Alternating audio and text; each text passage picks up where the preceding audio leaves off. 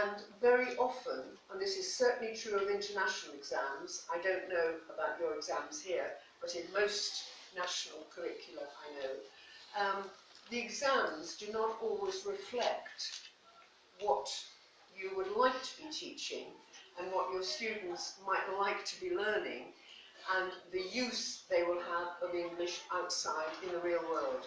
And I think for anybody working in full-time education, I said at the beginning that I was trained to teach in UK English schools.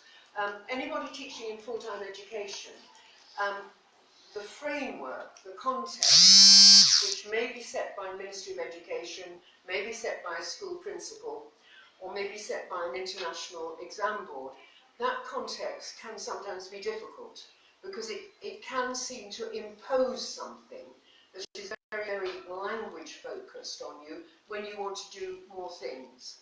I wish I had an answer to that, but I think it's something that anybody involved in teacher training needs to recognise, that if you're training teachers to go and work in the official school system, it's good to be idealistic, and one should be, and it's good to be creative, but one has a responsibility as a teacher, I think, to help your students pass an exam.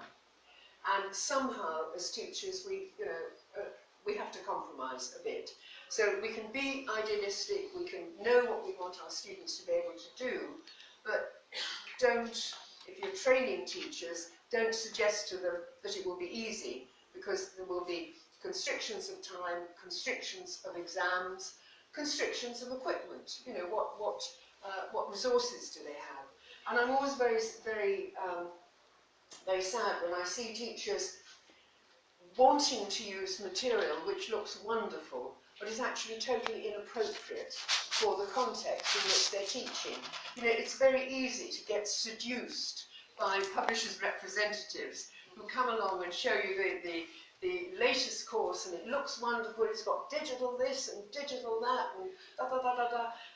And then you say to the teachers, do you actually use interactive whiteboards? No, but we do have one or two in the school. And you think, well, why are you going for that material? Because you won't be able to use it. And I think you have to be very, and I can say this as somebody who's been involved in publishing, I think you have to be very strong-minded when publishers' representatives come and talk to you, because obviously they want you to change, they want you to use the new course. It may be wonderful, it may be fantastic, it may be exactly what you need, or it may be wonderful and fantastic, but not what you need for your context or your users. And that's why I keep going back, boringly I think, to stress this point. Know your context, know your users, know your teachers. And one of the things that I wish was more practiced in teacher training programs was how to evaluate materials. Does anybody here have the responsibility for choosing or recommending materials? Well, lucky you, because it's an awful responsibility. I mean, lucky you if you don't. There's some who don't. It is a responsibility, because you will know, those of you who are currently teaching, you will know how central the material is to what you're doing. And if you get a good material that fits what you want, it's great. You don't have to use absolutely every bit of it, but it gives you something to shape your lessons around. You will also know, I'm sure, as I have done, when you have to use a course book, because somebody made the decision 3 or 4 years ago, and nobody likes it, but the decision was made and the school has bought it, and that's what you're going to use. And as a teacher, that's really tough, I think, because you're sort of fighting against it. So materials evaluation is, I think, really important and should be part of training programs. And it's something that I'm pushing quite hard sort of for international training exams. Because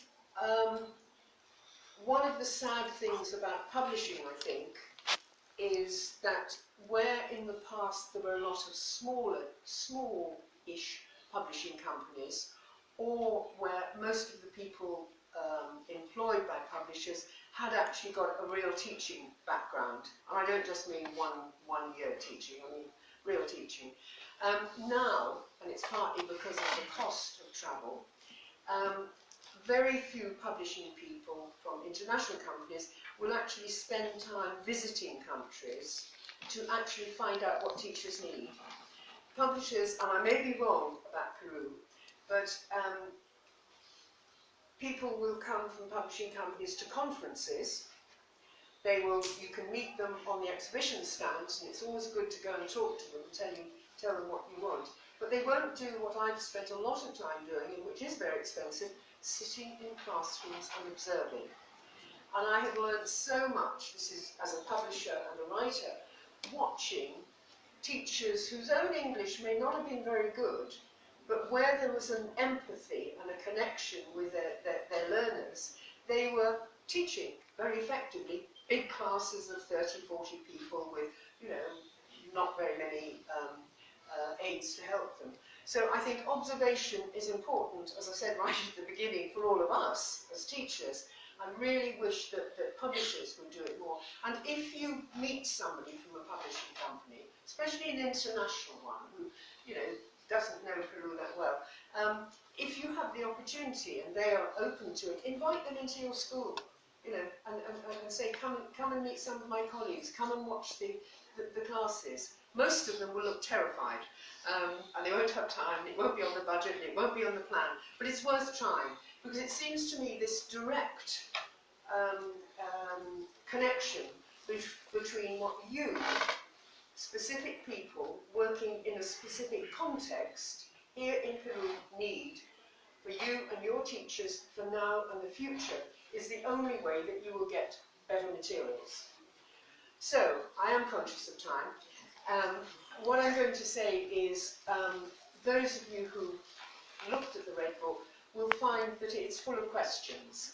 There is a text that suggests what I and Vinny were thinking about teaching various things, but we've added a huge number of questions, discussion points, and so on, because, yeah, we've got a certain experience, but we're not experts in the sense that we know everything.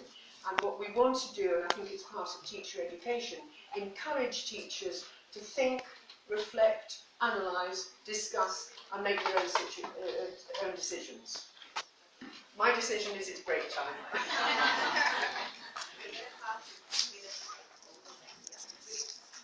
Claps.